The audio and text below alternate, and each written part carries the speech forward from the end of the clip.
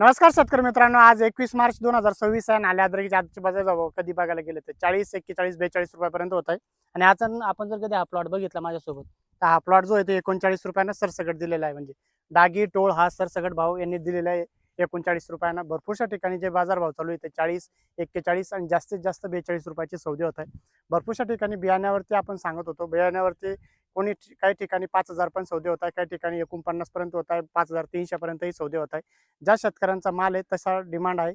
भरपूरशा ठिकाणी काय झालेलं आहे की जे डागी प्लॉट नाही त्या शेतकऱ्यांना डिमांड जास्त आहे, तर ते काही प्लॉट 5,300, 400, 500 पर्यंतही विकले जात आहे. कारण की काही गावामध्ये काहीच असे शिल्लक मोजके प्लॉट होते की ते डागी नव्हते, तर त्या शेतकऱ्यांच्या प्लॉटला बऱ्यापैकी डिमांड त्याच्यावरती आहे. बाजारभावाविषयी जर कधी चर्चा करायची झाली तर हे भाव कंटिन्युअसली असे स्थिर आहे. आता आज ईद आहे आणि 1, 2, 3 दिवसामध्ये भरपूरसे जे सांगत होते की ईद नंतर काय बाजारभाव वाढतात चढतात याबद्दल थोडक्यात आपल्याला कळणारच आहेत, पण एवढा काही जास्त फरक पडणार नाही.